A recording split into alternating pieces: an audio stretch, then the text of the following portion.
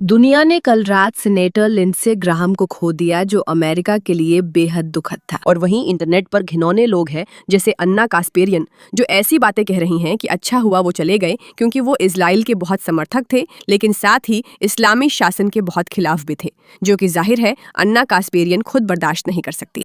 अब इंटरनेट पर लोग सवाल पूछने लगे हैं, जैसे लोग पूछ रहे हैं कि ऐसा क्यों हुआ कि वो यूक्रेन की यात्रा पर गए थे और वापस आते ही कुछ ही घंटों में अचानक दिल का दौरा पड़ने से उनकी मौत हो गई, जबकि उनकी तबीयत ठीक थी और उनकी उम्र 71 साल थी। और हम साजिशों की दुनिया में नहीं पड़ते हैं। मेरे मन में कुछ विचार है जिन्हें मैं आपके साथ साझा करना चाहता हूँ, खासकर क्योंकि ये व्यक्ति दुनिया के लिए बहुत बड़ी संपत्ति थे और उनका नुकसान भारी है।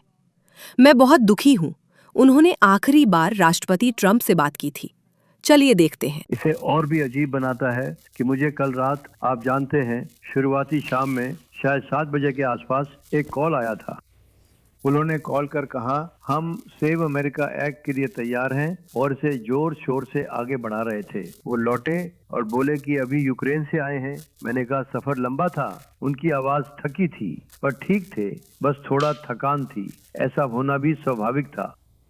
यार, वो एक मेहनती इंसान थे, वो सच में बहुत मेहनती थे, लेकिन उनकी आवाज बहुत अच्छी लग रही थी, सच कहूँ तो। लेकिन उन्होंने खुद कहा कि वो थके हुए हैं। वो सेव अमेरिका एक्ट पास कराना चाहते थे। मैंने कहा ठीक है, हम ये कर लेंगे लिंसी, मैं तुमसे जल्दी मिलूंगा। सोचा था शायद आज ही मिल लें। बस वही था, और वो उसी समय के आसपास था। ज्यादा देर नहीं हुई थी, शायद वो उनकी आखिरी कॉल थी, मुझे ठीक से पता नहीं। लेकिन मुझे रात 1 बजे के करीब उनके ऑफिस के एक व्यक्ति से संदेश मिला कि उनका निधन हो गया है। मैंने कहा ठीक है, विश्वास नहीं हो रहा। वो मेरे लिए परिवार जैसे थे। ये बहुत मुश्किल और हैरान करने वाला है मिस्टर प्रेसिडेंट, वो बड़े समर्थक थे अगर वो कुछ हासिल करना चाहते थे।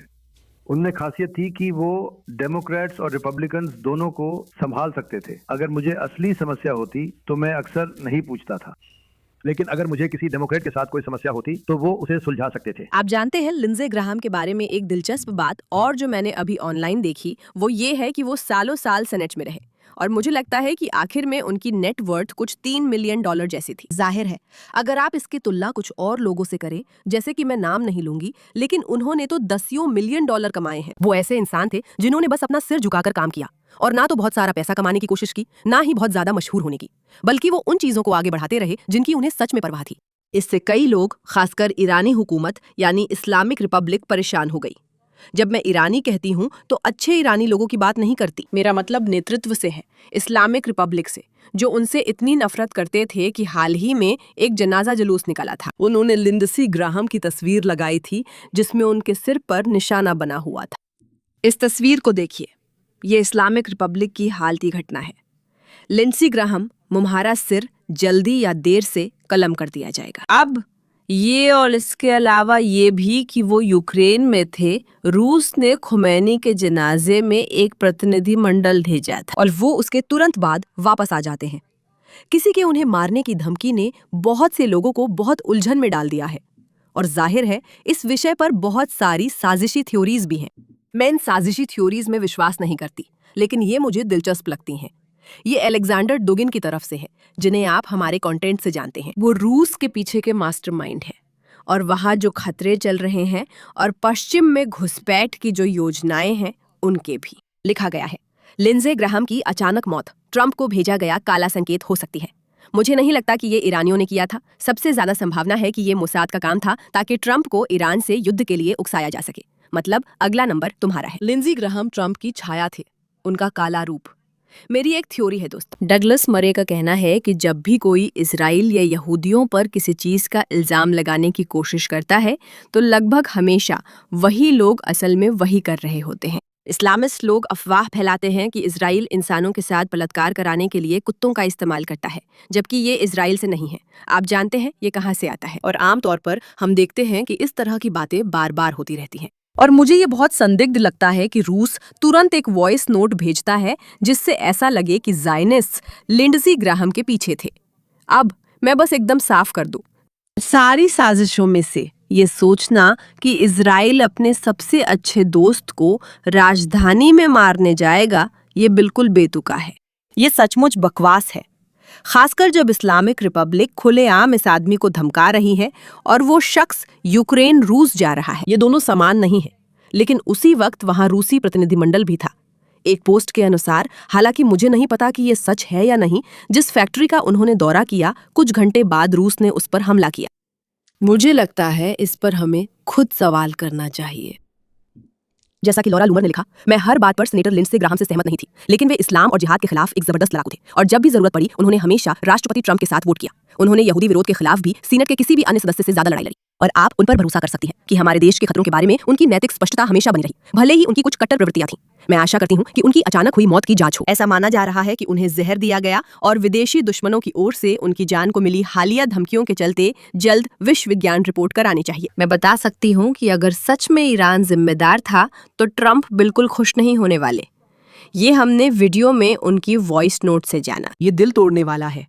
वे अच्छे दोस्त थे, ये सोचने वाली बात है। लेकिन जिस आसानी और तेजी से लिंडसी ग्राहम को उनके विचारों के लिए ऑनलाइन बर्बाद कर दिया गया है और जिस तरह लोग उनकी मौत की खबर पर लगभग जश्न मना रहे हैं, वो एक ऐसी घटना है जिस पर सच में लोगों को सवाल उठाना चाहिए। मुझे लगता है ये हमारे समाज के बारे में बहुत कुछ कहता है, लिंडसी ग्राहम के बारे में नहीं।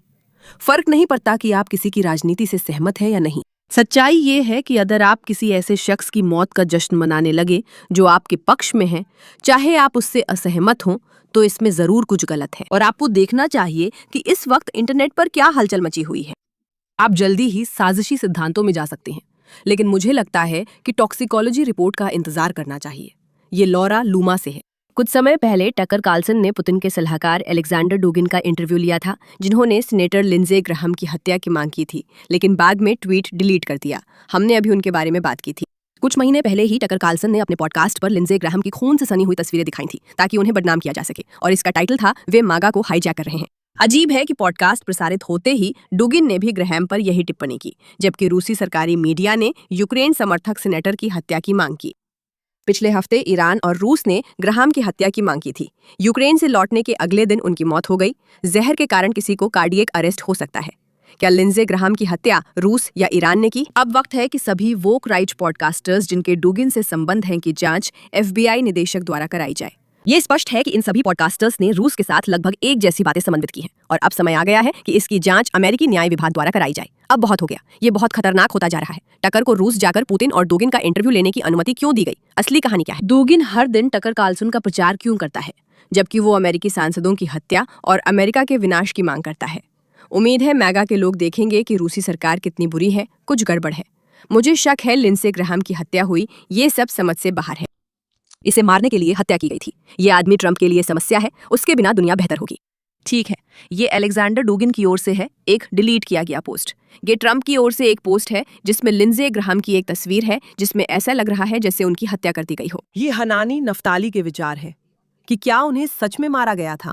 तो जब मैं वॉशिंगटन वापस जाऊंगा तो मैं सेनेटर ब्लूमेंथॉल के साथ रिपब्लिकन और डेमोक्रेटिक नेताओं के पास जाऊंगा।